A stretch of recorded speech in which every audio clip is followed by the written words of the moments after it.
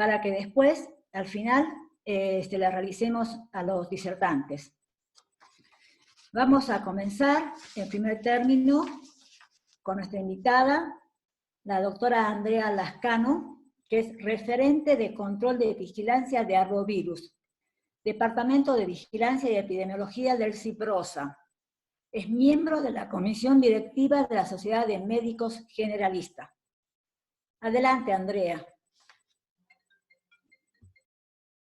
Bueno, buenas noches, bienvenidos a todos. Bueno, muchísimas gracias a la sociedad por la invitación. Yo voy a comenzar con mi presentación, que es sobre epidemiología del dengue. Como sabrán, en Argentina estamos atravesando un brote de dengue y en Tucumán está siendo de gran magnitud. Yo voy a hacer mucho hincapié en la provincia de Tucumán, pero voy a dar un panorama sobre lo que está pasando un poco también en Argentina.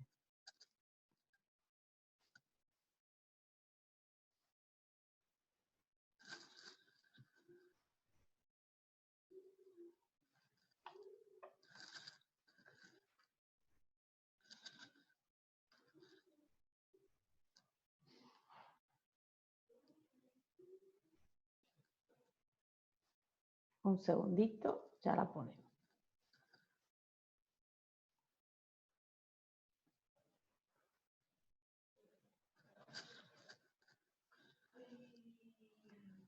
Bueno, este es un mapa que muestra las regiones afectadas que tiene la Argentina en este momento. Si bien el corte que hace el Ministerio de Salud de la Nación es desde la semana 31, que es aproximadamente en el mes de septiembre, porque es cuando empieza la temporada de los síndromes febriles inespecíficos.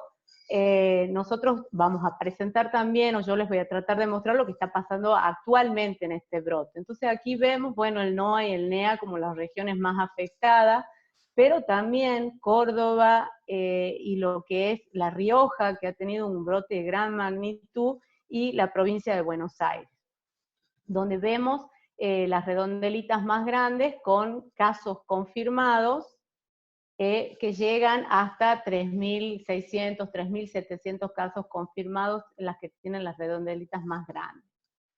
Aquí podemos ver un gráfico que muestra los casos y las tasas de lo que nosotros denominamos el síndrome febril agudo inespecífico, que es como vigilamos a esta enfermedad del dengue, porque abarca la misma sintomatología que otras enfermedades. Entonces, en el marco de esa vigilancia, es que se vigila, y aquí en este gráfico podemos ver el número de casos en las barritas azules y la tasa acumulada, la incidencia acumulada en los puntitos o en los rombitos rojos. Y ahí podemos ver que independientemente de la cantidad de casos, las tasas son diferentes, en donde se ve claramente que Buenos Aires tiene la mayor cantidad de casos, pero una tasa dentro de todo baja, comparado con, por ejemplo, lo que está pasando en Jujuy, en La Rioja y en Misiones. En Tucumán nos encontramos en una zona media, con una tasa aproximadamente, a la actualidad, esta es la nacional, nosotros tenemos una tasa un poco más elevada de 200, 226 casos por 100.000 habitantes.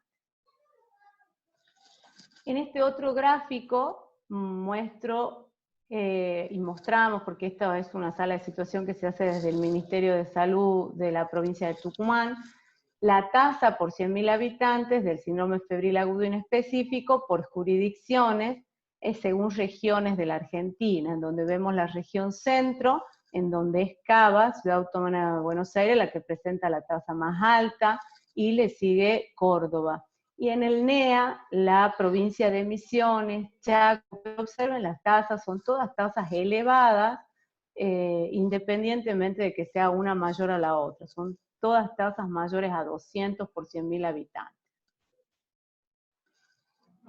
Este es el gráfico de tasas de síndrome febril agudo inespecífico de las provincias del NOA. Hoy nos acompañan dos profesionales de Salta, y bueno, yo por parte de Tucumán, así que bueno, el panorama que también vamos a tratar de dar es lo que pasa en nuestra región, ¿no? Como les decía yo anteriormente, este gráfico es el que hace Nación, y que por ahí nos refleja lo que está pasando actualmente, porque tiene semanas atrasadas y toma semanas del año anterior, porque es el periodo en el que se vigilan estas enfermedades, pero Tucumán aparece con una tasa de 110 en el penúltimo lugar, y La Rioja aparece en el primer lugar, ¿no? Le sigue La Rioja, Jujuy, y luego aparece Salta. Esa tasa que tiene Salta es bien parecida a la que tenemos hoy en Tucumán. Esto es lo que está pasando actualmente en Tucumán. Esto es el año 2020. Tucumán está cursando un brote de gran magnitud de dengue, en donde empezamos a registrar los primeros casos a finales del mes de febrero, primeros días de marzo, en donde lamentablemente hemos llegado a la detección, yo diría de forma tardía, porque ya empezamos con los primeros casos autóctonos. Nosotros vigilamos durante todo el año, esperando detectar los primeros casos importados para poder realizar las acciones de manera oportuna y por ahí evitar no en sí la epidemia o el brote epidémico, sino quizás la magnitud. Este año nos encontró ya con casos importados en un brote circunscrito a un barrio particular de la ciudad de San Miguel de Tucumán, y observemos lo que pasa hasta la semana 19. La semana 19 es la que culminó el día sábado pasado, en donde tenemos lo que es Capital, con una tasa de casi 500 por 100.000 habitantes, le sigue el departamento de Tafí Viejo, Lules, luego Yerbabuena. Para los que no conocen Tucumán, decirles que esto es lo que nosotros llamamos el Gran San Miguel de Tucumán. Es la capital de Tucumán y todo el conurbano de Tucumán, con los departamentos con mayor densidad poblacional. Esto refleja por ahí lo que dice la bibliografía, ¿no? En donde vamos a tener la mayor cantidad de casos, donde tengamos mayor densidad poblacional. Y una tasa media de 226 por 100.000 habitantes. Nosotros tenemos muchos departamentos hoy en día con situación de brote, que lo vemos reflejados aquí en este gráfico. Esta es la curva epidémica que se va haciendo diariamente, pero aquí la mostramos cada 3 días, de lo que se notifica al Sistema Nacional de Vigilancia en Salud. Nosotros sabemos que esta notificación no es la óptima a veces, y que también el sistema de notificación ante una situación de brote se ve colapsado. Es por eso que por ahí la cantidad de casos notificados no refleja lo que la sensación o lo que la población está sintiendo, ¿no? En este momento nosotros llevamos aproximadamente alrededor de 6.000 notificaciones con una positividad de 3.000. Estamos teniendo una gran positividad, pero también mostrar que esta positividad, estos casos confirmados, están dados tanto por muestras de laboratorio, que es lo que solemos hacer al principio de una epidemia, y luego ya son casos confirmados por nexo epidemiológico. Actualmente nos encontramos, yo digo, en la cima del brote, esperando que las temperaturas y las acciones de control vectorial nos ayuden a disminuir la cantidad de casos en la provincia. Esto muestra un poco más específico de lo que pasa en Tucumán con la regionalización que tienen sus áreas operativas. El mapa que ustedes pueden ver a la derecha es un mapa tipo semáforo, en donde tratamos de mostrar la regionalización y la presentación de los casos, en donde vemos que en la zona centro, que es el área operativa centro, en donde están estos departamentos de San Miguel, Yerbabuena, parte de Tafí Viejo, que es donde se encuentra el brote, donde presentan las tasas más elevadas. Y también mostrar de que en todas las áreas nos encontramos con casos confirmados por laboratorio de dengue. Esto, si bien la magnitud varía de un lugar a otro, esto nos está mostrando el nivel de afectación que está teniendo la provincia. También comentarles que este año, a diferencia de años epidémicos que tuvo la provincia, nosotros tuvimos un año epidémico en el año 2009, un año en donde nos encontraba sin un laboratorio de salud pública para hacer el diagnóstico en la provincia al nivel que nos encuentra hoy, donde las brigadas de control vectorial tuvieron que capacitarse mientras se trabajaba en el brote. En el año 2016 nos encuentra mucho mejor preparado, pero con la co-circulación del virus Zika, que hizo que, bueno, el grupo de ginecobstetras se vean mucho más interesados por esta enfermedad transmitida por mosquito, porque es una enfermedad, el virus Zika, que se transmite congénitamente y puede producir malformaciones congénitas. Eso hizo también que se pueda trabajar con este grupo de profesionales en cuanto a la prevención, al diagnóstico temprano, al seguimiento de los casos. Y este año nos encuentra cursando, luego de 4 años, el brote de dengue con 2 serotipos, el DEN 4 y el DEN 1, situación que no se había dado antes en la provincia. Si bien el DEN 4 se presentó en ciertos conglomerados, pueden verlo ahí con los puntitos celestes claros, en donde si bien está circunscripto a ciertas zonas, los otros puntitos celestes se dieron por contactos de esta zona, pero la gran mayoría son casos de DEN 1 importados, o pudimos detectar los primeros casos e índices de lo que es Bolivia, ¿no? Muchas personas que han viajado al país de Bolivia y que han venido con la enfermedad. Obviamente que Tucumán cuenta con las condiciones socioambientales para la reproducción del mosquito, o sea que siempre, como decimos desde el programa, hace falta que ingrese una persona febril con la enfermedad para que se desencadene un brote o casos en la provincia, porque nosotros tenemos una gran cantidad, una gran densidad poblacional. Es algo de las tareas que se hacen en la provincia, es saber cuál es la densidad poblacional. Nosotros habíamos trabajado en el área de las talitas, que ven ahí arriba con un punto bastante grande, azul. Habíamos trabajado en octubre del año 2019, y sin embargo, miren y observen el brote que estamos teniendo en esa zona. Y además, este brote nos encuentra en cuarentena, ¿sí? Esta cuarentena totalmente atípica, esta situación totalmente atípica para el país, para el mundo, pero también para la provincia, con esta pandemia y esta epidemia que está atravesando la provincia. Esto ha hecho también que la cantidad de casos por grupo familiar también se haya visto aumentada. Otra característica que nosotros hemos notado en este brote es la cantidad de pacientes internados con sintomatología de dengue con signos de alarma, que decimos nosotros, ya lo explicarán mejor los infectólogos, en donde nosotros tenemos, bueno, desde marzo hasta ayer, o hasta hoy, o hasta ayer, 11 de mayo, un total de casi 1000 internados que pasaron por los servicios tanto público y privado.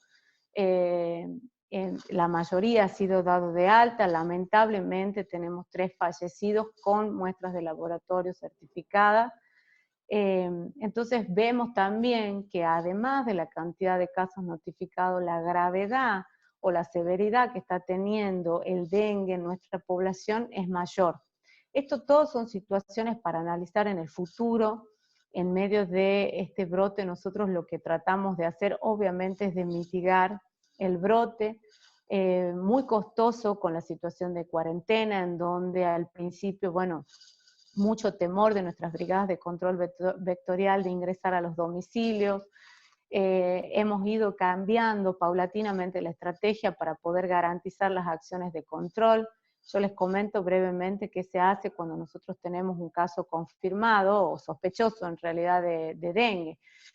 Una vez que nos enteramos del caso sospechoso de dengue, las brigadas de control vectorial con equipos de la red de servicios se dirigen al domicilio del paciente o de la paciente sospechosa, se ingresa al domicilio, se eliminan los criaderos de mosquitos, se hace la educación domiciliaria y se hace una fumigación intradomicilio con un insecticida específico. Esto también lo hacemos en las casas circundantes y en las 8 manzanas circundantes a este caso. Esta situación de la cuarentena ha impedido que durante el primer mes del brote hayamos podido realizar con éxitos esa tarea. Es por eso también que rápidamente nosotros hemos visto que nuestra curva se ha elevado, y es que hemos decidido ir cambiando las estrategias paulatinamente. Este es el porcentaje de pacientes internados con sospecho diagnóstico de dengue por grupos de edad y sexo, en donde vemos que el mayor grupo lo encontramos en pacientes jóvenes, de los que están internados, ¿no? Esto les mostraba de los casos positivos según serotipo, en donde vemos que nuestra mayoría, el 17,5% corresponde, perdón, el 82,5% corresponden al DEN1 y un 17,5% al DEN4. Lo que vemos abajo es por semanas epidemiológicas, las barras en rojo el DEN4 y en celeste el DEN1, para mostrar también que es que el brote empezó con un DEN4, pero y paulatinamente fuimos detectando otras zonas con DEN1 y luego la mayoría de los casos son casos de DEN1.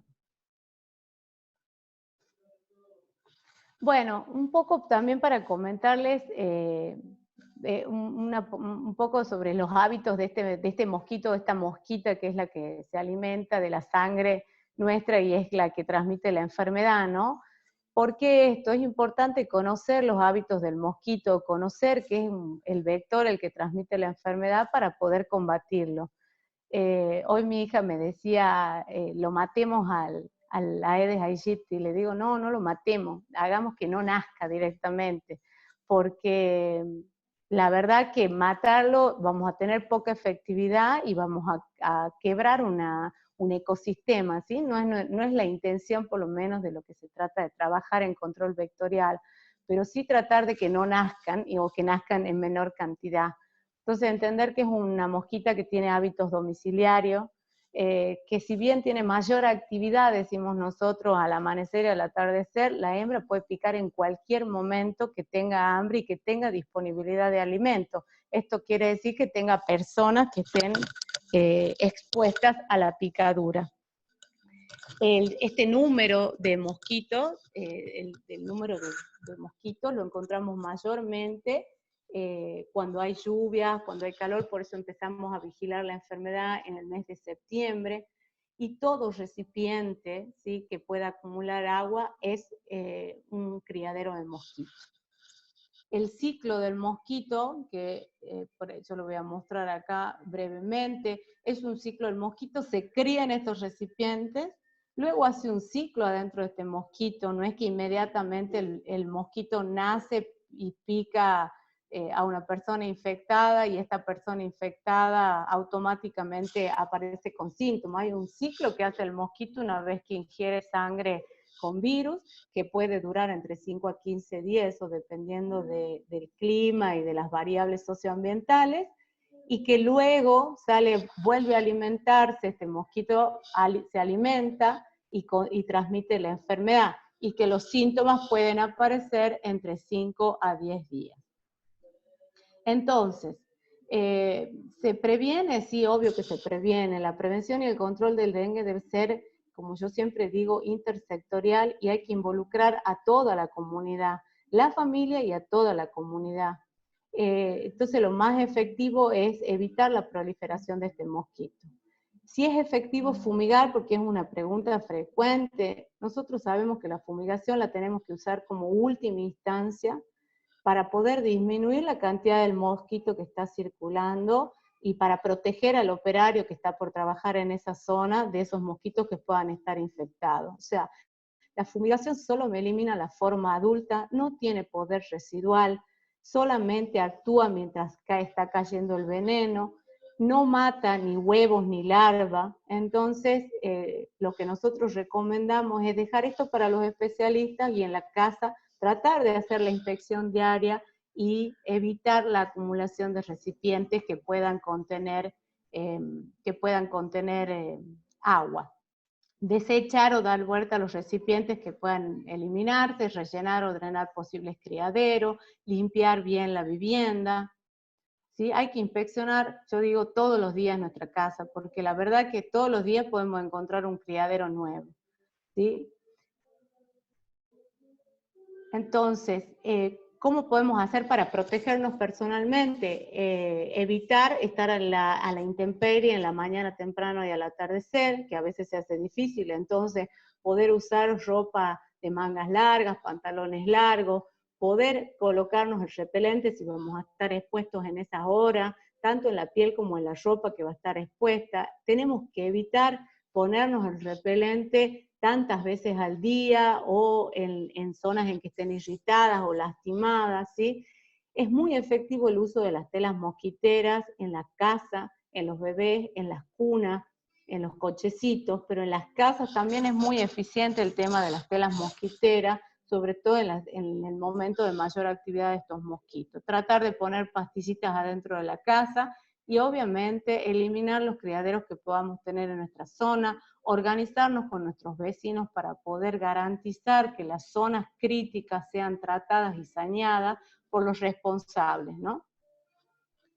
Y un poquito como para ir terminando, esto también como para ver el uso de repelentes, ¿no? No podemos estar todo el día poniéndonos repelentes, no puede ser una recomendación estar colocándonos repelentes todo el día. Obviamente que en situación de brote, la recomendación que les dice, use el repelente. Yo recomiendo siempre el que tiene mayor concentración porque dura más tiempo, entonces lo podemos usar menos veces.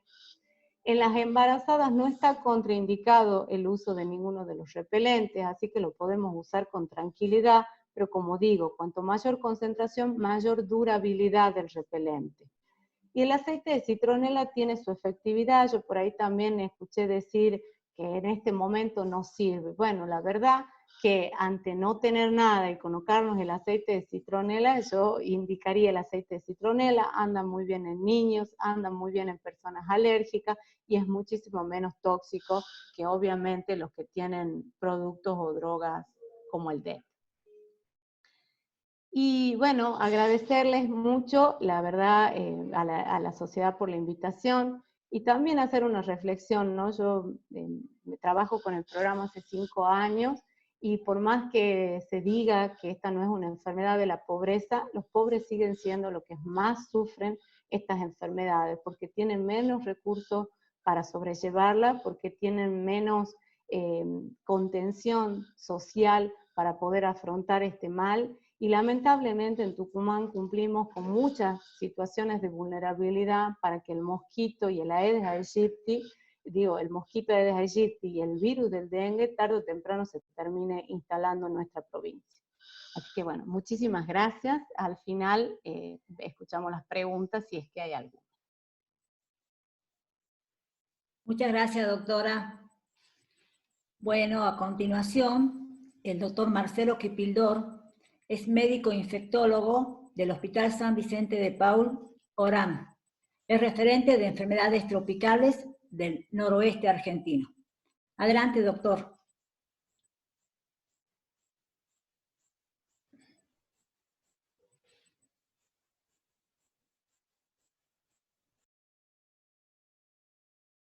Bueno, ¿qué tal? Muy buenas noches. Muchas gracias por la invitación y un gusto compartir conocimientos y compartir práctica de lo que es día a día en este gran brote que estamos pasando casi la mayoría de las provincias de la República Argentina.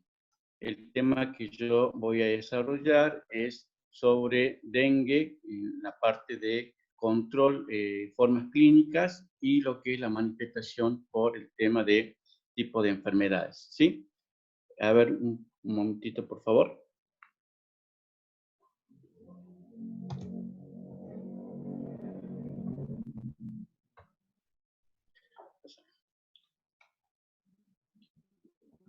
Bueno, es un poco la agenda, la pasemos nomás, que es un poco de lo que voy a hablar.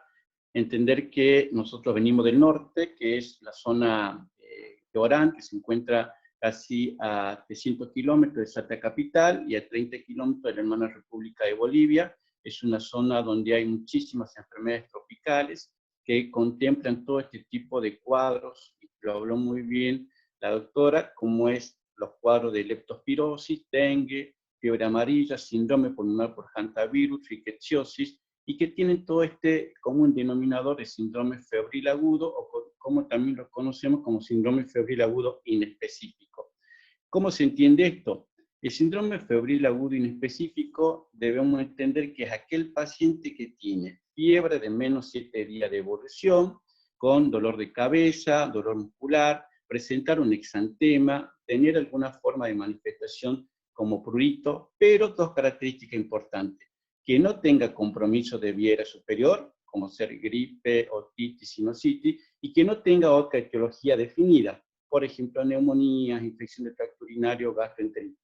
Cuando uno descarta todos esos signos y síntomas, caemos en esta gran bolsa de lo que es el síndrome febril agudo, que como característica fundamental tiene que ser enfermedades autolimitadas que duran menos de 14 días, no son supurativas, algunas enfermedades pueden provocar el óbito, otras no, y tener una restitución íntegro, y corresponde, como veíamos en la diapo anterior, el espectro etiológico muy amplio.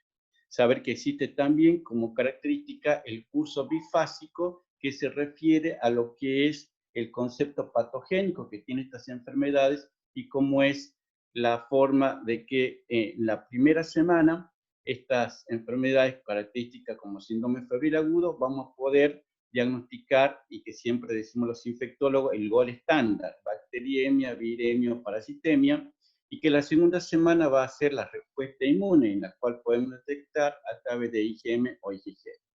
Entrando puntualmente a todas estas febriles agudas que desde el año 1998 la Organización Mundial de la Salud ha puesto como vigilancia sindrómica, entramos a una de ellas que es la que nos convoca hoy, que es virus dengue. Entender que el vector, como lo figura acá, Aedes aegypti y Aedes albopictus, y como lo decía ya en el año 2014 la Organización Mundial de la Salud, pequeñas picaduras, grandes amenazas. Sí, tal cual.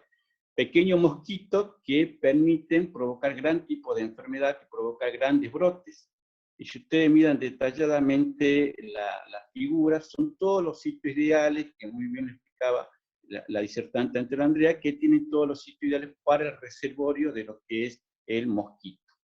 Entendiendo así que es una enfermedad transmitida por el mosquito Aedes aegypti, que se ve específicamente en climas tropicales y subtropicales, y también en otros lugares donde no existe también, pero existe el vector, y que el reservorio por ahora es el humano y que es la forma de transmitir. Dos palabritas del virus, saber que tiene proteínas estructurales y no estructurales, y esto se tiene que entender que el NC1 es una proteína no estructural y que es una forma de llegar a un diagnóstico de virus dengue a través del NC1, que es una proteína no estructural, y que pedimos generalmente en los primeros días de la infección por virus dengue. Acá es donde viene el NC1. Contarle nuestra epidemiología en Orán, que como ustedes ven, hemos tenido grandes brotes por DEN4, pero también fue mucho los gran brotes por DEN1. En la actualidad llevamos en el año 2020 585 casos confirmados sobre DEN1, entendiendo que una población de Orán tiene 140.000 habitantes. Los casos confirmados obviamente que se multiplican por más, porque ya en pleno brote empezamos a diagnosticar el nexo epidemiológico, lo cual no amerita ni serología, sino por clínica y por el tema de vivir cerca de alguien que esté con dengue y tiene las manifestaciones clínicas, se nos toma como positivo para nexo epidemiológico por virus dengue. Esto que lo hablaba muy bien, que tiene que ver la hembra de Aedes aegypti, que pica un paciente virémico. Recordemos que el paciente virémico es siempre el paciente febril, y que inmediatamente que ha picado la hembra, ingiere el virus dengue, y a través de su intestino va a permitir la maduración de este nuevo virus, y al cabo de 2 semanas va a picar a un nuevo huésped. ¿Por qué esta importancia de saber lo que es la circulación extrínseca de este virus? Porque si uno tiene un paciente con virus dengue en el día de hoy, saber que a las 2 semanas la familia, el entorno, los vecinos podrán tener y podrán aparecer nuevos casos de virus dengue. Esto tiene más que todo un contexto epidemiológico y está alerta porque vuelve a aparecer dengue en el mismo lugar donde antes 2 semanas no estaba. ¿Qué pasó? Se infectaron nuevas hembras de Aedes aegypti, y esto ha permitido que la infección por virus dengue persista. Una vez que el mosquito ha picado, empieza todo lo que es la multiplicación de virus en órganos diana, hace todo lo que es la viremia importante con la formación de anticuerpos al 7º día. Generalmente esto uno muchas veces escucha decir que la segunda infección por virus dengue es mucho más agresiva. Y esto ya lo explicaba la teoría de Halley-Gestalt, que decía que existe una inmunoamplificación, es decir, si uno ha tenido dengue anteriormente, por ejemplo, DEN tipo 1, y luego tiene circulación de DEN tipo 4, va a ser un inmunocomplejo de virus anticuerpos y eso va a amplificar muchísimo más la respuesta, liberando muchísimas interleuquinas, mayor viremia y mayor compromiso de otros órganos. Entonces, en la segunda infección por virus dengue va a ser mucho más agresiva la forma de presentación. Pero como siempre decimos, echa la ley, echa la trampa, la prima infección también puede ser grave, es decir, que la primera infección por virus dengue y la masiva respuesta inmunológica puede aparecer el tan temido dengue grave. Recordemos que esta es una nueva clasificación de dengue, que antes se decía dengue clásico, dengue hemorrágico, ahora se dice dengue sin signos de alarma, dengue con signos de alarma y dengue grave.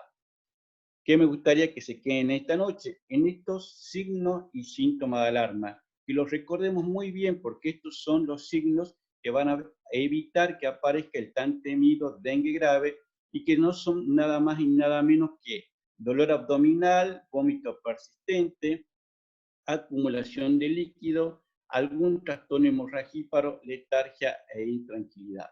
He hecho un poco la nueva clasificación, que en realidad es clasificación desde el 2009, en lo que es el estudio DENCO, y que ha permitido tener mayor especificidad y mayor sensibilidad a la hora de actuar frente a los pacientes.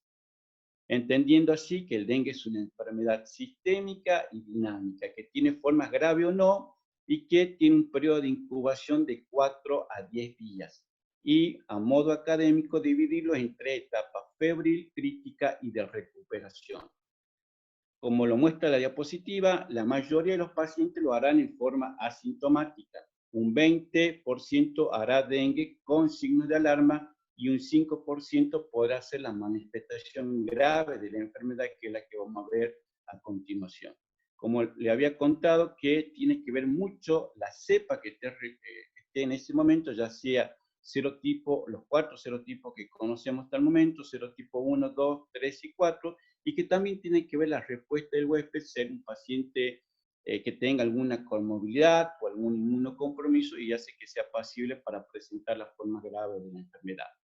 Esta es la forma didáctica de dividir a la enfermedad y teniendo siempre presente, preguntando al paciente cuándo comenzó la fiebre. A partir de allí va a ser mi primer día de la enfermedad y que dura aproximadamente 10 días. La dividimos en 3, etapa febril, etapa crítica y etapa de recuperación.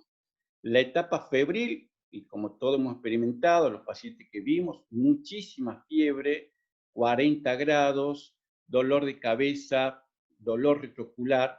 En algunos serotipos circulantes podrá aparecer el primer exantema y sobre todo entender que esta etapa febril es etapa de viremia, es decir, que yo tengo que sí o sí usar el tool para evitar que nuevas mosquitas Aedes aegypti se infecten con mi viremia, y también debe ser exclusivamente el uso de repelentes, sabiendo que el uso de repelentes está indicado en 3 tipos de ocasiones: el paciente febril, los que visitan los servicios de salud y sobre todo el paciente que esté en un lugar, en una familia donde puede estar con virus dengue presente.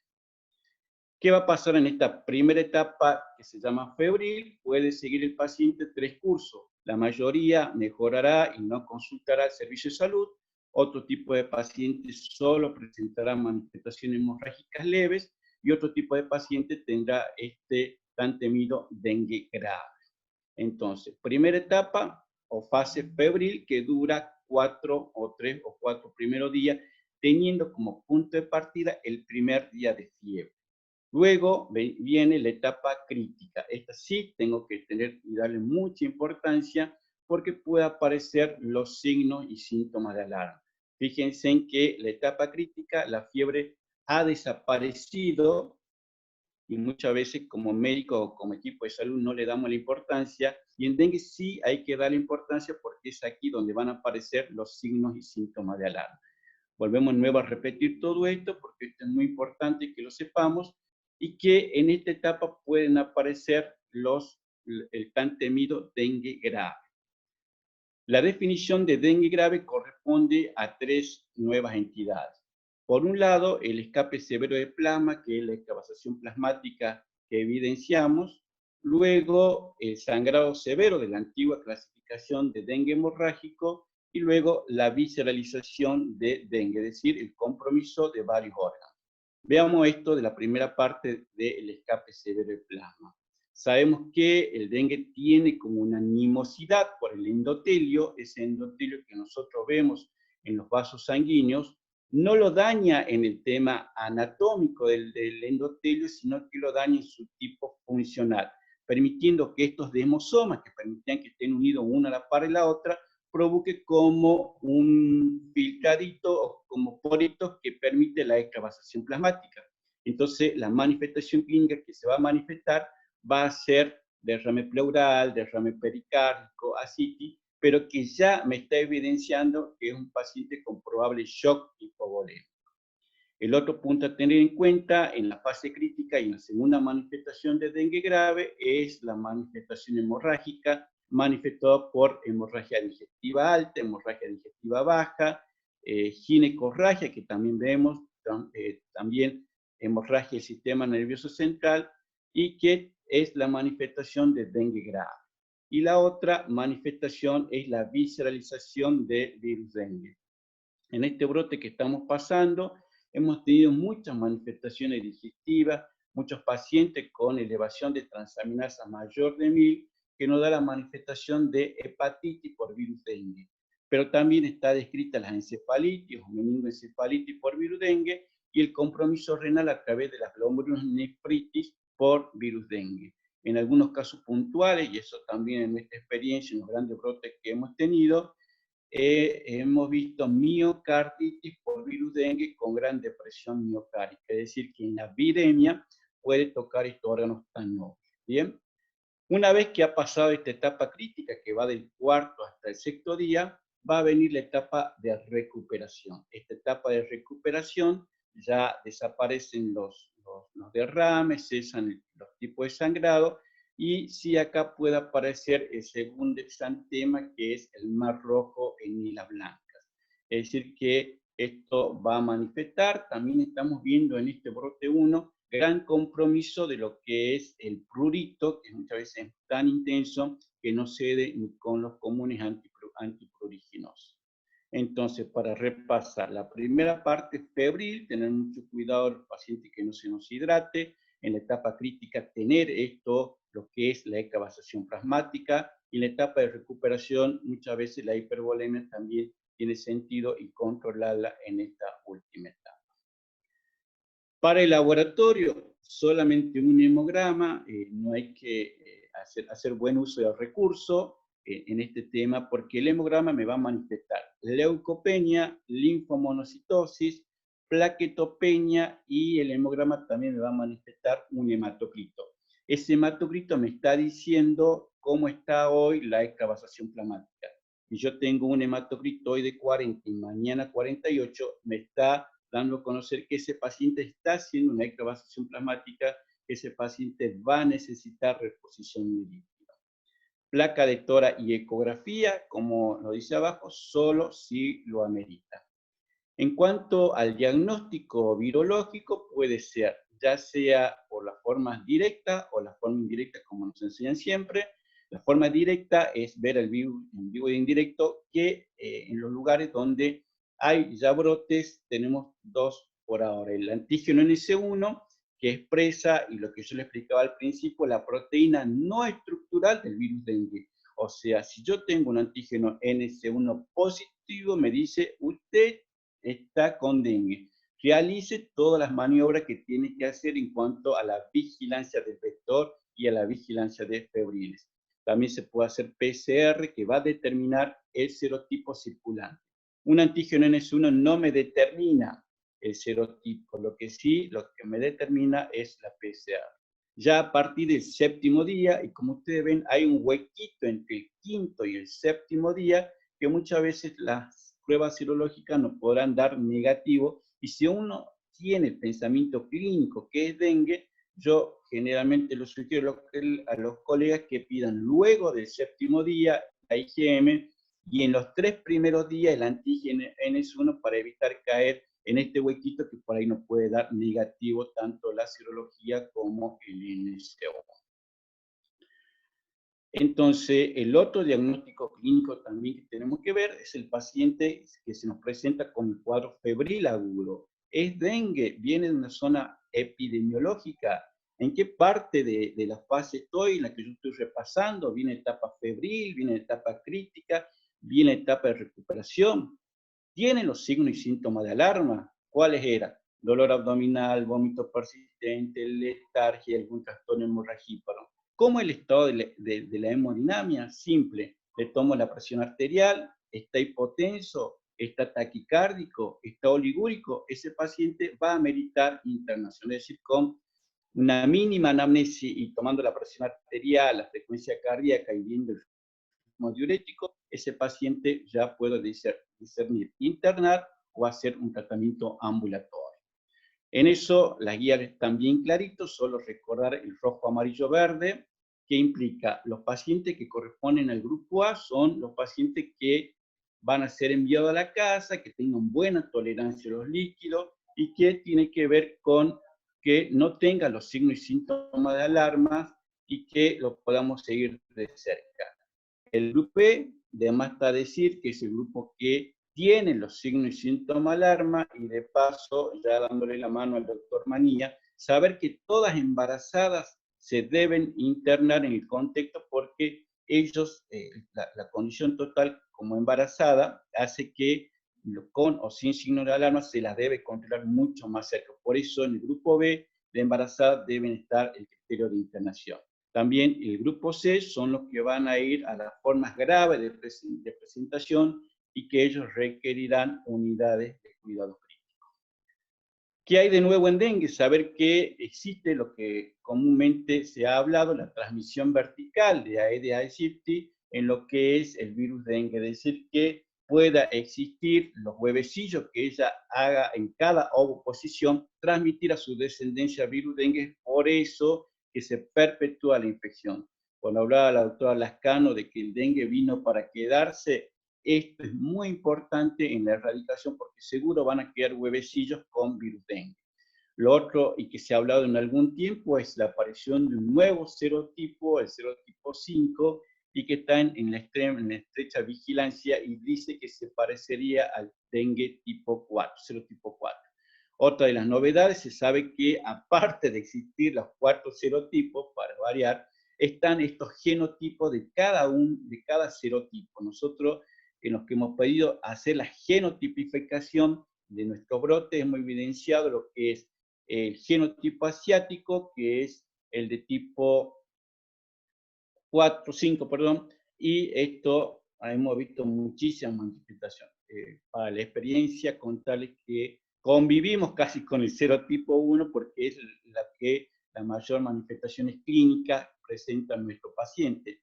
Y al revés de lo que dice la literatura, se dice que el serotipo 2 es mucho más agresivo para nosotros. En nuestra localidad y en todos los brotes que hemos tenido, el serotipo 1 siempre ha provocado óbito. Saber que existe una vacuna para dengue, que es dengue base, una vacuna que está licenciada, que tuvo mucho auge, pero la indicación es ahora únicamente los pacientes que se ha comprobado la serología positiva para dengue se puedan administrar. Saber que están en camino 2 vacunas, como la de Butantan y la vacuna de Takeda, pero todavía no hay estudios concluyentes y no fue aprobado. Recordar que la vacuna licenciada es una vacuna virus vivo que tiene indicaciones de 9 a 45 años y que da la inmunidad para los 4 serotipos. En orden sería DEN2, DEN1, DEN3 y DEN4. Y también entender que estos grandes brotes hemos aprendido que algunos pacientes quedan con discapacidad en dengue y esto está relacionado con la severidad. ¿Cómo? Hay mucho de publicación porque esto es algo que todavía se está viendo. Nosotros hicimos trabajo de investigación en los centros de salud, donde hemos visto que una vez que ha pasado estos 10 días de dengue, los pacientes quedaron con artralgia, mialgia y algunos trastornos como dificultad en la marcha y que se ha evidenciado que pueden quedar por 6 meses. ¿Cómo se explica esto? Que se dice que los pacientes que tuvieron dengue han reflejado muchísimas interleuquinas y citoquinas, como dirían lo de la gente de Cuba, el tsunami que sufren de leuquinas e interleuquinas ha hecho que sea mucho mayor la respuesta inmunológica y eso sea la presencia de síntomas luego de la enfermedad. Para terminar, entender que este es un vector y es que todo el mundo lo conocemos, que por ahora está dengue, por suerte no está chikungunya ni virus Zika, y que solo nos queda combatir al vector. No solo en este tiempo, sino que debe entenderse que debe ser durante los 365 días, tanto en el periodo ovicida, adulticida y larvicida. Para terminar, entender que el paciente con síndrome febril agudo debe ser razonado con un pensamiento epidemiológico, si bien uno está en brote, pero también podemos tener pacientes que hayan viajado a lugares donde existe dengue y tener también el pensamiento clínico. Conocer los signos y síntomas de alarma para poder evitar el dengue grave y tener en cuenta que el 80% de la actividad de virus dengue tiene que ser un trabajo interinstitucional en la lucha del vector. Y el 20% nosotros como equipo de salud estar preparados para evitar la muerte por virus. Muchísimas gracias por escucharnos y compartir nuestra experiencia desde Orán. Muchas gracias, doctor, muy amable. A continuación, el doctor Guillermo Manías, médico tocoginecólogo, instructor de la residencia de tocoginecología de Orán del Hospital San Vicente de Paul. Doctor, adelante. Hola, ¿qué tal? Buenas noches. Un momentito, por favor. Como siempre, estas cosas pueden suceder, así que en un momento ponemos la presentación.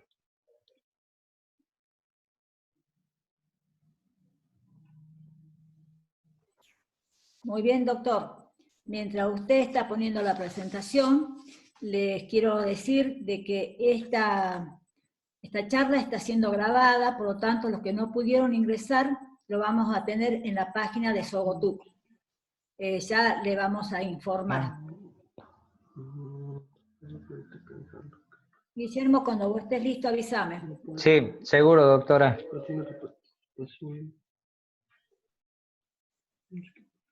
Bueno, de todos modos, acá, como siempre,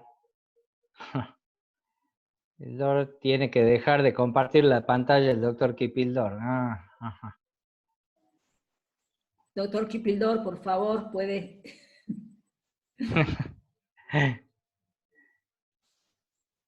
Bueno, también quiero informarles que el próximo sábado, 16, a hora 16, vamos a tener nuestra segunda charla virtual.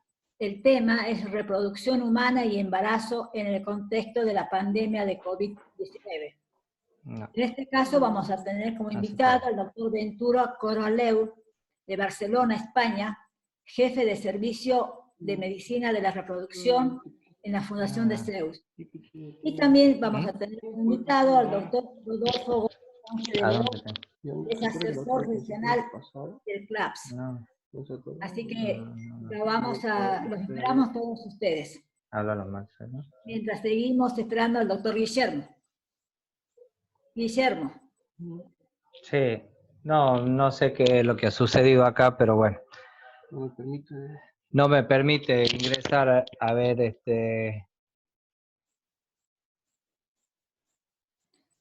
A ver, el doctor Marcelo no está cerca para que...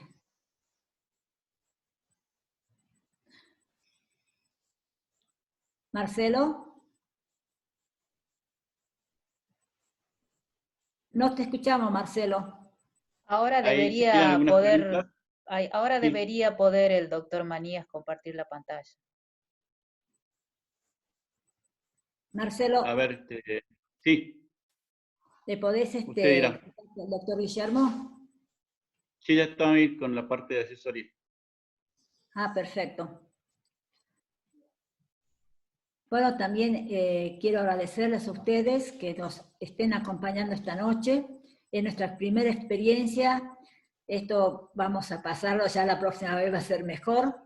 Quiero agradecerle a la ingeniera, a la señora Marina Sánchez, a nuestra secretaria, a Gabriela Danieli, que también está permanentemente acompañándonos, También quiero agradecer a la comisión directiva que se ha preocupado por esta charla, a todos los invitados que nos acompañan, a todos los disertantes y a ustedes, sobre todo a la audiencia, a nuestros colegas que nos están escuchando.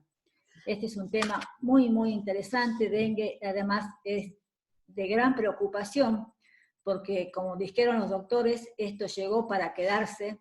Entonces todos como médicos tenemos que tener una formación para poder hacer un diagnóstico temprano de la paciente que se presente en nuestro consultorio, sobre todo en los consultorios de los CAPS, porque nosotros tenemos que tener en cuenta que muchos de los médicos acá están trabajando en hospitales generales, en hospitales o maternidades, donde hay una mayor capacitación o donde ya están viendo los cuadros.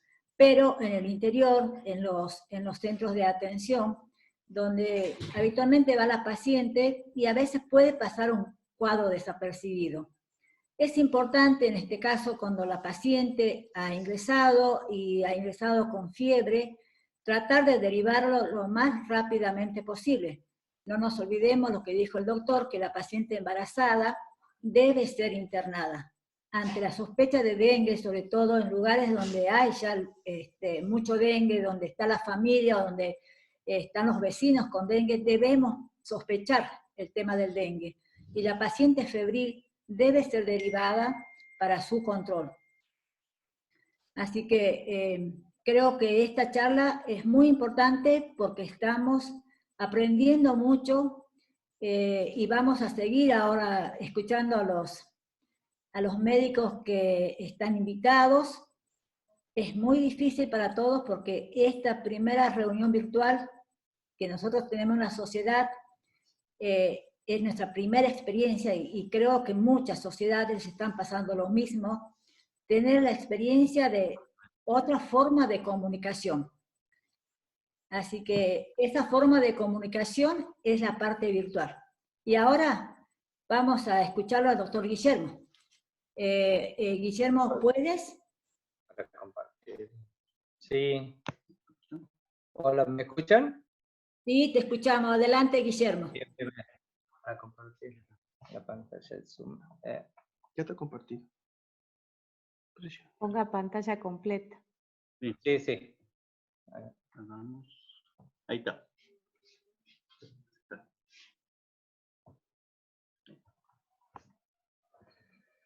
Bueno, hola, buenas noches. Después de este inconveniente tecnológico, la verdad que pedimos disculpas, pero bueno, hay que tener en cuenta que el manejo del dengue en el tema del embarazo, si bien no representa los casos, la mayoría de casos de dengue, pero esta enfermedad, el dengue y embarazo, puede representar los casos que se complican en un gran número. En cuanto al desafío, es pensar en que este diagnóstico es clínico epidemiológico, sobre todo para asistir y seguir adecuadamente a la paciente y evitar, por supuesto, grandes complicaciones en lo que es el binomio madre-hijo.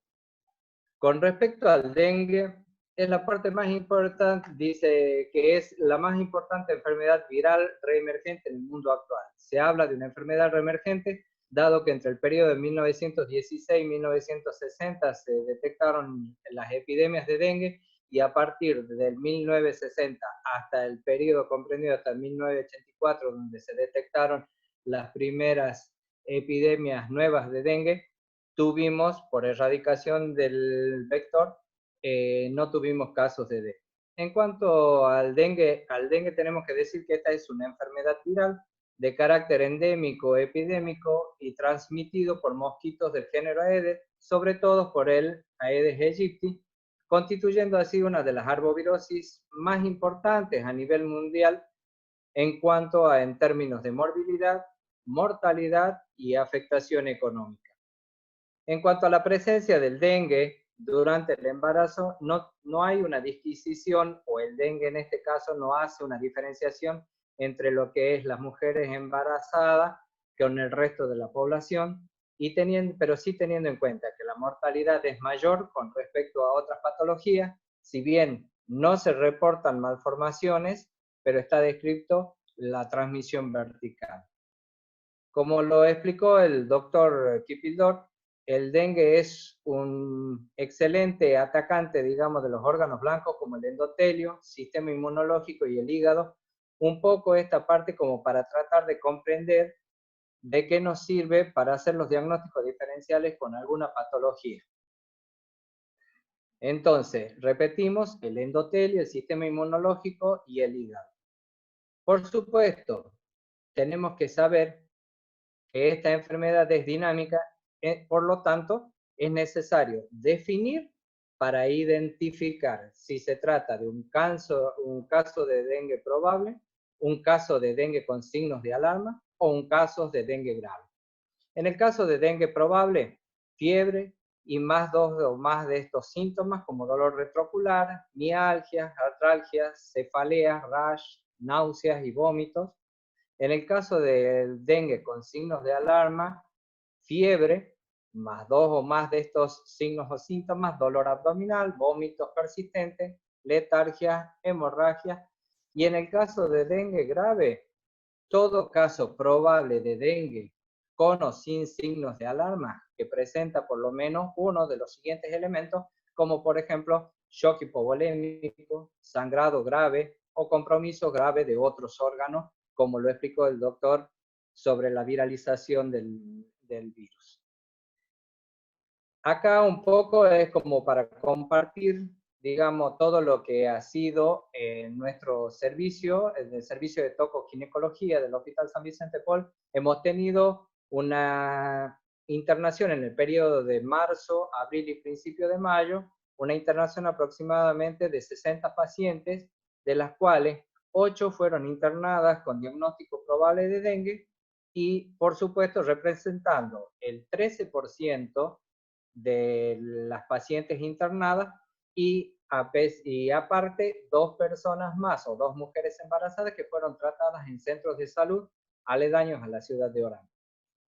Por supuesto, los síntomas que más se presentaron en nuestro servicio, fiebre, náuseas y vómitos, cefalea, dolor retroocular, dolor muscular y articular, rash cutáneo y prurito, haciendo que la sensación febril sea aproximadamente del 36%, la mialgia le siguen síntomas con un 22%, y así la cefalea, el rash, dolor abdominal, prurito, hematuria o gingivorragia fueron aproximadamente del 7%. ¿A qué nos lleva todo esto? En el caso de identificar adecuadamente la fecha de inicio de la fiebre, permite, por supuesto, ubicar a la paciente embarazada en distintas fases. En la fase que ya muy bien explicó el doctor Kipildor, en la fase febril, en la fase crítica o en la fase de recuperación, teniendo en cuenta que la fase febril, entre el primero y el cuarto día, entre el cuarto día y el séptimo día, la fase crítica, y como así también del séptimo día en adelante, la fase de recuperación, y haciendo hincapié sobre todo en la fase crítica, donde pueden aparecer el shock y la falla orgánicas, se presentan en un pequeño porcentaje de pacientes, pero es necesario tenerlas en cuenta y ubicar a la paciente el día que nos consulta, sobre todo para determinar en qué momento estamos y así lograr un buen seguimiento de la paciente embarazada. Nosotros en el laboratorio, y yo creo que la mayoría de ustedes también cuenta con un método complementario simple como el laboratorio, donde vamos a pedir un hemograma en el que hay que ver una valoración del hematocrito, las plaquetas y los leucocitos, como así también la fórmula leucocitaria, ionograma para una valoración del medio interno y las enzimas hepáticas como GOT, GPT, LDH, estudios por imágenes también, radiografía de tórax en el caso de tener alguna extravasación o síntomas respiratorios, ecografías, no solamente materna, sino también ecografía obstétrica para ver el seguimiento fetal, y como así también las serologías para dengue en el caso del primer al tercer día de NS1 y a partir del sexto o séptimo día de la inmunoglobulina M. Para hablar también de dengue y embarazos tenemos que saber que en algún momento podemos llegar a tener complicaciones del dengue dependiendo del trimestre del embarazo. En el primer trimestre, donde aumenta el riesgo de aborto, en segundo lugar el sangrado y la transmisión vertical. Hay que tener en cuenta que ¿por qué aumenta el riesgo de aborto? Porque en el primer trimestre la inmunología del embrión no está a la altura como para hacerle el riesgo, digamos, frente a la viremia, y por lo que puede llegar a producir el riesgo de aborto. El sangrado, como lo explicó el doctor, por el tema de la alteración de la acción de las plaquetas, y sí, la transmisión vertical en el primer trimestre, y como lo verán en el slide, en el primero, y también se da en el tercer trimestre. La transmisión vertical tiene que ver con el tema de la barrera feto-placentaria o materno-placentaria, que se vería alterada con esto del nuevo paradigma de saber que es una fase dinámica donde pueden ingresar elementos fetales como también elementos maternos.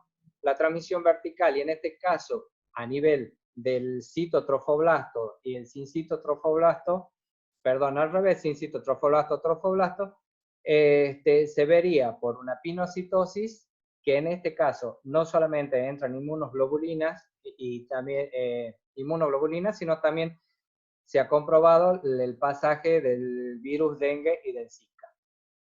Eso sería una explicación, digamos, de la transmisión vertical, y así de esta manera infectar al embrión. En el segundo y tercer trimestre es la amenaza de partos pretérminos, hemorragias vaginales, hemorragias durante la cesárea por la alteración de la coagulabilidad, por utilización de las plaquetas.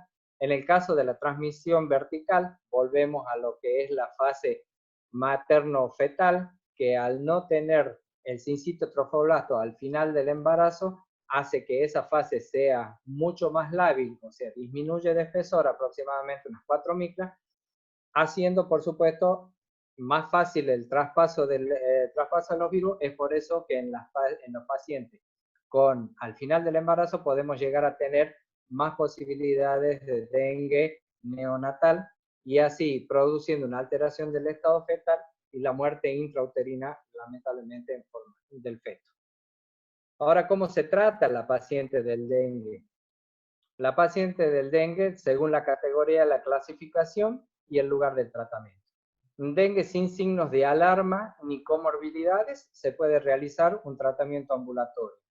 En el caso de dengue con comorbilidades, como es en el caso de embarazo, obesidad, diabetes o enfermedades hematológicas crónicas, se hace un seguimiento estricto ambulatorio o internación en la sala en general. En el caso del dengue con signos de alarma, una internación en sala general, y en el caso del dengue grave, internación en las salas de cuidados intensivos. El tratamiento es admitir a la paciente en el sistema de salud con hidratación de vía oral de acuerdo a la condición preexistente, por el tema de los síntomas que hemos hablado, del tema de vómito o diarrea, síntomas digestivos. La hidratación con solución fisiológica de 2 a 3 mililitros kilo hora, paracetamol 500 miligramos cada 6 horas, máximo 2 gramos día. Aislamiento con mosquiteros. Recordemos que el doctor Kipildori hizo en relación en el momento de la viremia con fiebre, es necesario mantener al paciente con mosquitero para evitar infectar otras mosquitas, repelente cada 4 horas y vigilancia clínica específica. Hacer hincapié en los controles de los signos vitales, tanto como la tensión arterial, frecuencia cardíaca y también a nivel de la temperatura. Vigilar estrechamente al binomio madre-hijo con dengue en cualquier trimestre. Valorar si se puede detener el trabajo de parto durante la evolución del dengue y evitar así una posible complicación en el momento por alteraciones de la coagulabilidad. Administrar plaquetas si disminuyen y sobre todo planificar, en el caso de que tengamos que realizar una cesárea, elegir una anestesia general debido a que se trata de la opción más segura en el caso de dengue grave. En cuanto esto, un poco de experiencia que tuvimos en el servicio, el caso clínico número 1, una paciente de 32 años de edad sin antecedentes patológicos de relevancia, antecedentes ginecobstétricos, gesta 3, para 2, abortos 1, una cesárea en el año 2009 por alteración del estado fetal y partos en año 2001, recién nacidos normopeso, cursaba un embarazo de 16.2 semanas por PUM y ecografía precoz, acudiendo a la guardia, refiriendo cuadro febril de 4 días de evolución, acompañado de rash cutáneo generalizado, al ingreso TA 160, frecuencia cardíaca 80 y 36 de temperatura, previa toma del paracetamol, pero no debemos recordar que estaba consultando al 4.º día, y eso también, acordémonos de las fases, de la fase febril, de la fase crítica y de la recuperación. Entonces se interna con el diagnóstico de sospecha de dengue y se le solicita el laboratorio de urgencia, donde el primer laboratorio, lo que está remarcado en rojo, y lo más importante es la inversión de la fórmula leucocitaria a predominio de linfocitos y la plaquetopenia con 140.000, una leve alteración de las enzimas hepáticas. Por supuesto, se le pidió serología negativa, completa, la ecografía obstétrica dentro de parámetros normales para la edad gestacional y el sedimento de orina normal, también como hacer un diagnóstico diferencial al principio, donde no tenemos tantas modificaciones en laboratorio. Durante la internación, la paciente se mantuvo afebril, normotensa, con signos vitales dentro de parámetros normales, y se le solicita un nuevo laboratorio de control, donde se ve una elevación de los glóbulos blancos, una fórmula que se va equiparando y una GOT de 59 y GPT 36. Como la paciente había referido vómitos, se le pidió un ionograma para ver el medio interno, lo cual constatamos que estaba dentro de parámetros normales, obteniendo así la determinación de dengue NS1 positivo para la fecha. Entonces, el tratamiento durante la internación que se le hizo a la paciente, control de signos vitales, dieta hepatoprotectora, paracetamol 500 miligramos vía oral cada 6 horas, tela mosquera, repelente cada 4 horas y ranitidina en sola ocasión. Al tercer día de internación, que vendría a ser el 7.º día de evolución, la paciente se encontraba en buen estado general y se le otorga el alta médica con pautas de alarma. En el caso clínico número 2, que es algo más florido, la paciente de 22 años de edad que cursa un embarazo de 17.4 semanas por ecografía precoz y antecedentes ginecobstétricos, gesta 2 para 1, abortos 1, que realiza una consulta ambulatoria por guardia el día 7 de abril, por presentar mal estado general y síndrome febril, se realiza un primer laboratorio con 3.700 blancos, un hematocrito y una hemoglobina dentro de lo que se puede considerar normal, y una fórmula leucocitaria normal, plaqueta 156.000, LDH 271. Se decide repetir el laboratorio en 48 horas en forma ambulatoria. 48 horas, luego la paciente retorna a la guardia refiriendo un dolor abdominal localizado en hipocondrio derecho y síndrome febril con una TA de 170, frecuencia cardíaca 75 y 37 de temperatura. Solicitamos un segundo laboratorio con el cual se decide la internación con 2.930 blancos, un hematocrito de 33 y una fórmula relativamente conservada, pero sí una plaquetopenia y un aumento de la LDH. Eso sí, durante su segundo día de internación la paciente se mantuvo afebril y al tercer día hizo nuevamente un pico febril de 37,8, donde se solicita nuevo laboratorio y se obtiene una muestra de laboratorio para el NC1. Es así como el 10 de abril obtenemos una leucopenia de 1.700 blancos, es por el compromiso del sistema inmunológico que hablaba el doctor, donde frena toda la defensa.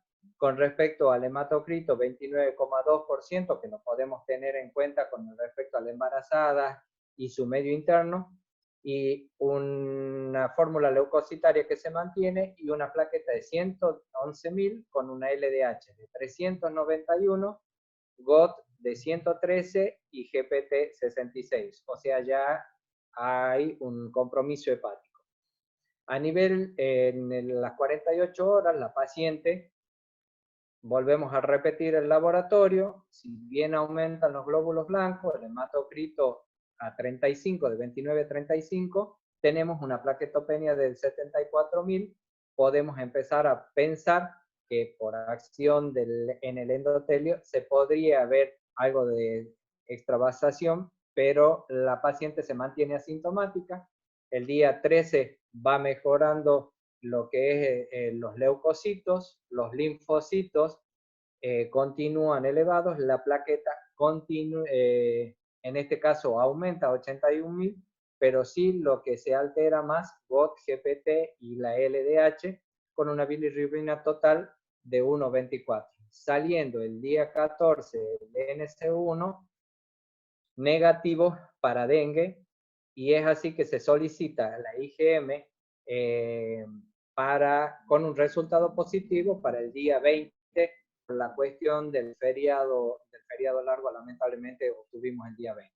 En el caso del día 15, con mejoría de todos sus parámetros, se otorga alta a la paciente con pautas de alarma, y pasamos al caso clínico número 3, con una paciente de 28 años de edad que cursa un embarazo gemelar de 28 semanas, antecedente gineco-obstétrico Gesta 4 para 3, aborto 1, consulta en la guardia por fiebre de 24 horas de evolución, y se la admite con 38 grados 5, dolor articular acompañando a la fiebre. Se decide internación en la sala con diagnóstico presuntivo de dengue, y es así que se solicita el laboratorio de urgencia. Se la interna con dieta hepatoprotectora, iosina, Reliberan, ranitidina cada 8 horas, dipirona según necesidad, hidratación parenteral con solución fisiológica, 500 centímetros cúbicos endovenoso goteo libre, repelente cada 4 horas y tela mosquera.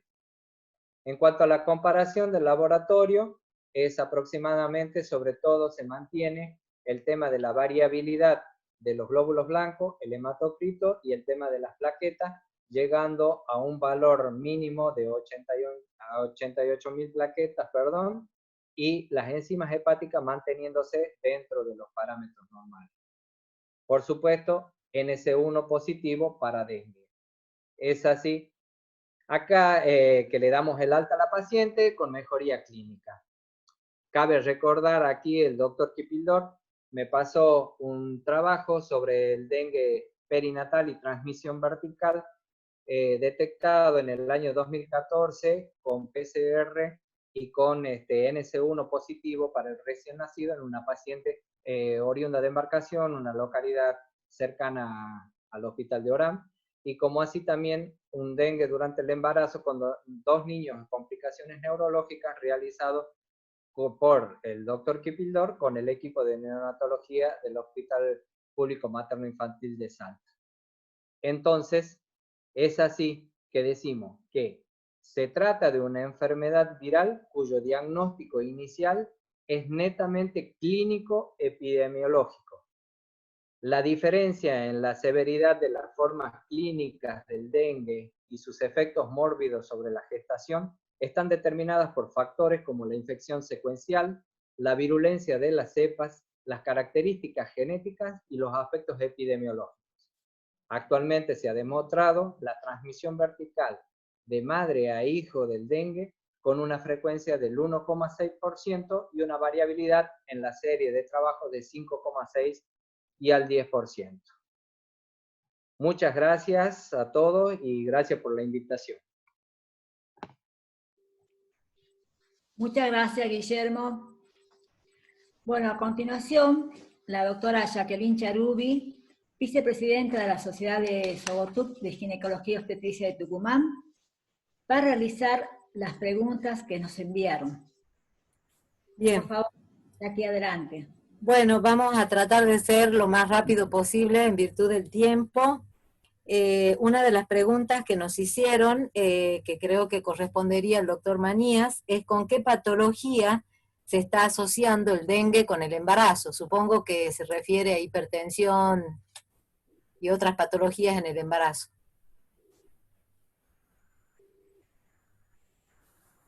Hola, sí, se relaciona sobre todo por la patología y recordar por los órganos blancos que afecta el virus del dengue, que a nivel endotelial y que lo predispone, por supuesto, a sufrir hipertensión al final del embarazo. Y uno de los diagnósticos diferenciales, que no recuerdo con el nerviosismo, no me recuerdo si lo he nombrado, pero el diagnóstico diferencial con el síndrome de Gell, sobre todo por las alteraciones que produce, pero hay que tener en cuenta que en el síndrome de Gell no se presenta con fiebre, obviamente tenemos una hipertensión de base, no se presenta con fiebre, no, en este caso del Gell se presenta la hemólisis, lo que no se presenta en el dengue, y como así también en cuanto a la variabilidad de las alteraciones de la GOT y GPT, por supuesto está presente en las dos, pero sobre todo la fiebre y la falta de hemólisis en el dengue es lo que hace el diagnóstico diferencial.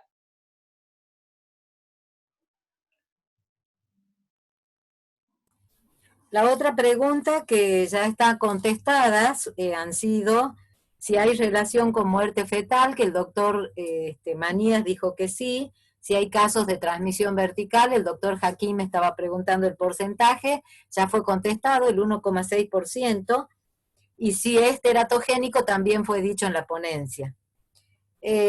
Nos quedaría una pregunta que fue enviada al chat, que dice si en Tucumán y Jujuy han visto aumento de manifestaciones hemorrágicas y qué explicación tienen.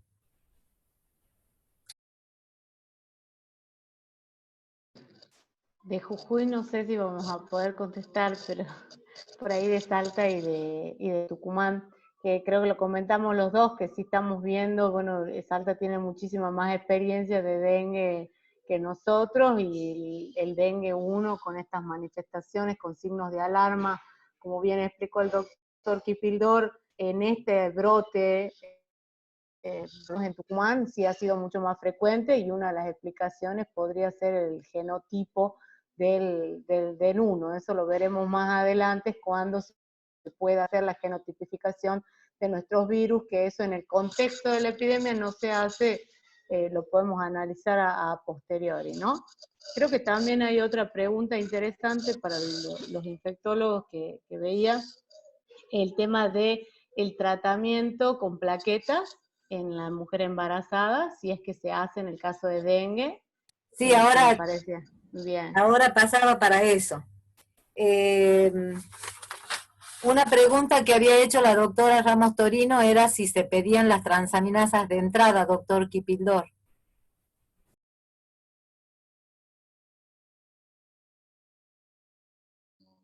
Ahí está.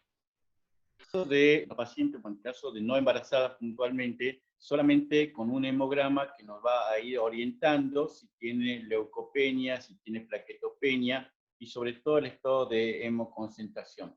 Las hepatitis por virus dengue no embarazadas es un control más que todo clínico, y si amerita internación, bueno, ahí nosotros le solicitamos, que es cuando ya están con los signos y síntomas de alarma.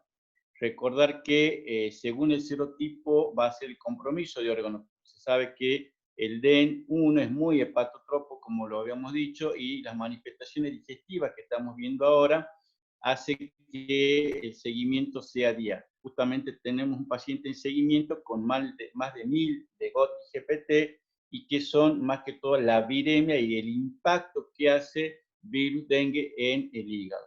El doctor Mañá va a contar un poquito de hepatitis y de embarazo durante la viremia por dengue.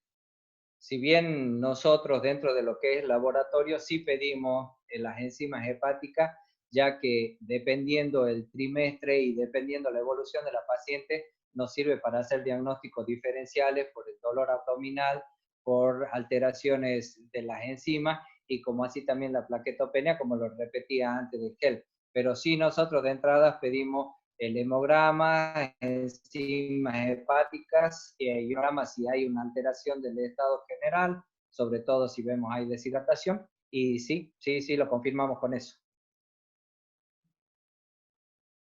Pregunta es, en caso de plaquetopenia, ¿indicarían dexametasona o directamente se hace la transfusión de plaquetas? En el caso de los pacientes no embarazados, diría, la parte de la indicación de plaquetopenia se justifica menos de 20.000. Y si hay trastorno hemorragíparo evidente, recordemos que en la viremia la plaquetopenia es más de todo de origen inmunológico. Y por otro lado se sabe que también el virus dengue llega a frenar la médula ósea produciendo una plaquetopenia de tipo transitoria.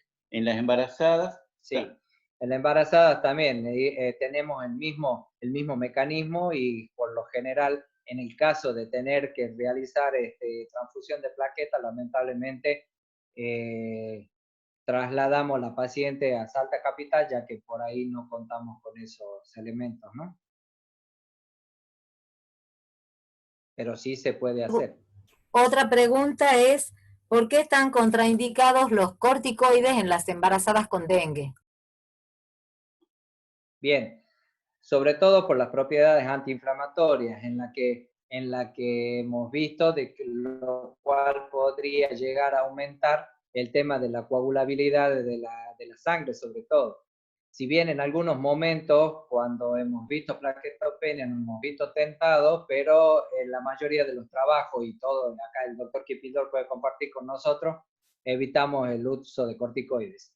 Sí, se habla mucho en valorar riesgo-beneficio en cuanto hace la maduración pulmonar.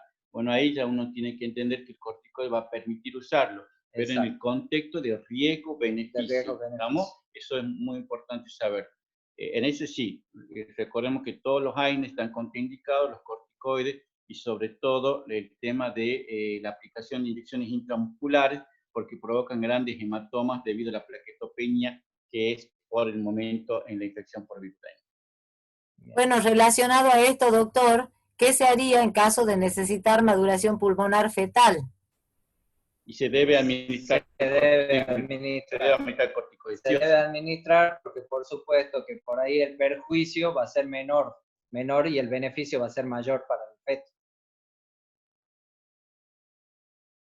La pregunta es, ¿cuál es el punto de corte de plaquetopenia para transfusión de plaquetas en la embarazada? 20.000 a 30.000. 20.000 a 30.000 plaquetas. La pregunta es si está contraindicada la dipirona. Sí, en realidad sí, en el contexto de que sabemos que la dipirona es un procoagulante, o sea que agravaría el estado de dengue hemorrágico, por eso se contraindica, sabiendo que por ahora lo único que está demostrado es el paracetamol, o el uso, ¿no? En cuanto para calmar el dolor, la cefalea y todo lo que implica el uso correcto del paracetamol. No olvidar que no se deben pasar los 4 gramos diarios, que ahí donde está la parte de la toxicidad. Bien. Otra pregunta es, en caso de amenaza de parto prematuro, ¿cuáles serían las drogas de elección con respecto a la seguridad? En cuanto a la seguridad, nosotros seguimos utilizando la isoxsuprina. En el caso, que es lo que contamos en nuestro servicio, si bien lo que se hablaba de otros topolíticos también que tienen elevado precio, pero en realidad nosotros contamos con la isoxsuprina y eso es lo que utilizamos, ¿no? La pregunta, doctor, es si la leucopenia en el dengue sería otro factor de riesgo en el contexto de la pandemia y cómo manejamos estas variables. En el contexto de pandemia por COVID o en el contexto de la pandemia del brote por dengue, ¿cómo se le interpreta? En el contexto de la pandemia por COVID. COVID, bien. Hace poquito se dio un webinar sobre dengue y COVID en la cual hay poca literatura manifestada.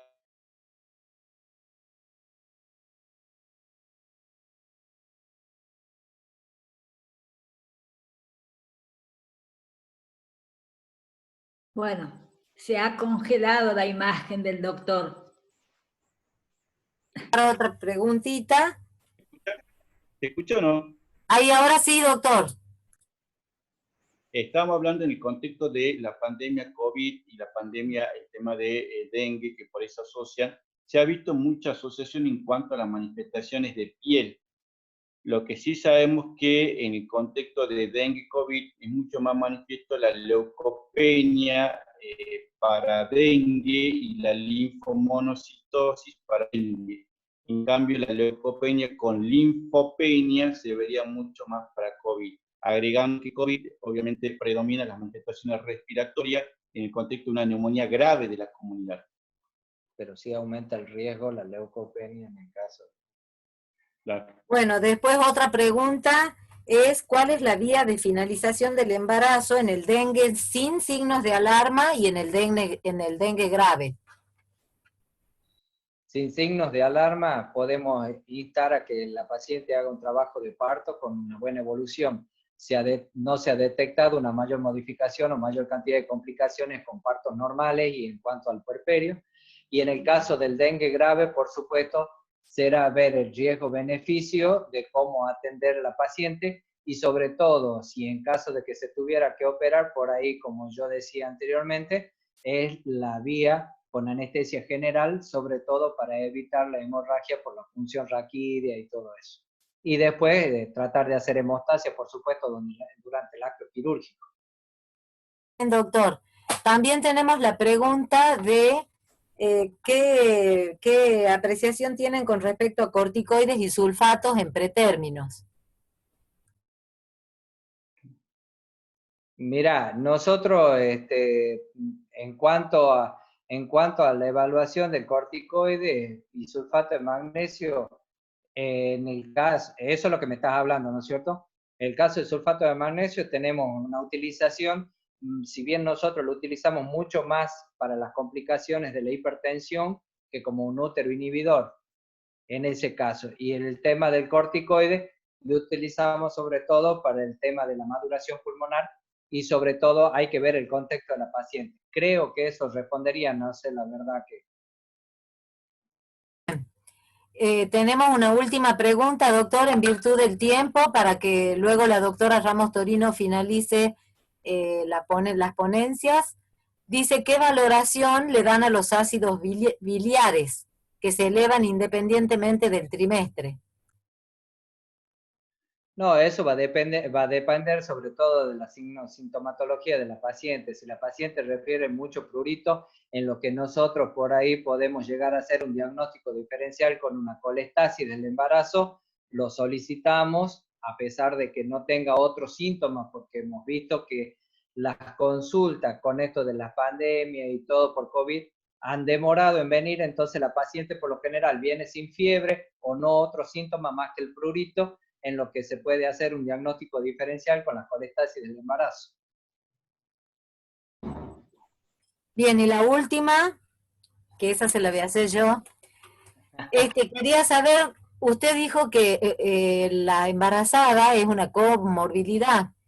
¿Cuál sería el criterio más estricto para decidir si tratarla ambulatoriamente o internarla? Yo creo que el estado general de la paciente. Si la paciente se encuentra normohidratada, se encuentra normotensa, con frecuencia cardíaca normal y todas esas cosas, tan es así que me ha pasado tratar a una paciente por vía ambulatoria en la parte privada y gracias a Dios no ocurrió, por supuesto, con el seguimiento diario y todas esas cosas. O sea, va a depender del cuadro clínico que presente la paciente y yo creo que por la disposición de las camas en nuestro servicio, que se ha visto afectado por el tema de la pandemia con una reducción de 24 camas, también nosotros valoramos qué tipo de pacientes podemos internar, a pesar de que en todos los trabajos hable de que hay que internar a la paciente embarazada, así esté 5 a 7 días internada en el servicio sin gran sintomatología, ¿no? Como lo diría Eric Martínez, el tratamiento del dengue es enzimático, encima del paciente. Uno tiene que entender que a la mañana puede estar bien y al otro día complicarse. Son pacientes que uno tiene que seguir día a día. Nosotros en la práctica tenemos el consultorio de febril, que en el gran brote que nos está pasando hace que el plan de contingencia tengamos un consultorio de febril. Entonces, el consultorio febril es el día a día. Hoy puede estar bien y mañana empezar con ginecorragia, o mañana estar muy bien, mejor que hoy. Entonces la evolución es el día a día. Por eso, como le comentaba, es simple y sencillo tomar la presión arterial, tomar la frecuencia cardíaca y ver su ritmo diurético. Eso me está diciendo el estado de la hidratación del paciente. Como diría Eric Martínez también, no se necesitan grandes terapias intensivas, se necesita puntualmente un control estricto de los parámetros vitales. Y ahora en estos casos cabe nombrar y destacar la actitud y la actividad del servicio de epidemiología y del servicio de APS que tenemos nosotros en la provincia, y sobre todo en la ciudad, sobre todo para el seguimiento de estos casos puntuales. O sea, sabemos que en tal barrio está la paciente, seguimos el agente sanitario, cualquier signo de alarma, entonces es mucho más fácil tratar de seguir una paciente ambulatoria si no disponemos, por ejemplo, de camas. Lamentablemente tenemos una sala general, entonces internar una paciente con viremia positiva también pone en riesgo la de los recién nacidos que están en la sala contigua o de las otras pacientes también, ¿no? Había quedado, ya lo había contestado usted, pero vuelven a preguntar si cuándo se considera que la paciente está en condiciones de alta y cuál sería la vía del parto de elección una vez que esté de alta. Sí, las condiciones a la alta es una mejora clínica y de laboratorio, sobre todo con aumento de las plaquetas, una normalización de la leucopenia que tenía, y el tema de la vía de la finalización del parto es lo que hemos visto. La vía de elección es el parto normal, pero ante una situación de que haya pasado ya la viremia, de que haya pasado digamos, los 7 a 10 días de la enfermedad del dengue, por supuesto, tiene el mismo riesgo que cualquier otra paciente de realizar una cesárea o realizar un parto normal. Bueno, doctor, la última pregunta, en virtud del tiempo ya lamentablemente no podemos seguir. Preguntan si los repelentes están contraindicados en el primer trimestre del embarazo. Yo creo que la doctora Lascano informó bastante bien y se deben utilizar porque, por supuesto, dependiendo de la toxicidad, pero es necesario. Y si la diabetes gestacional agrava este cuadro viral, la última de verdad. Y la diabetes gestacional, yo creo que un terreno diabético predispone a sufrir cualquier tipo de patología y sobre todo esta viremia con mayor razón todavía.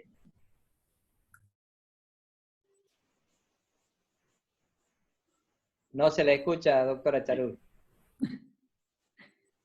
No se le ha escuchado. Bueno, la verdad, excelente. Muchas gracias a todos ustedes que estuvieron acá refrescando la memoria y espero que pronto nos volvamos a encontrar. Y a todos los médicos o colegas que nos están escuchando del otro lado, muchas gracias por habernos acompañado. Gracias a todos. Muchas gracias, adiós.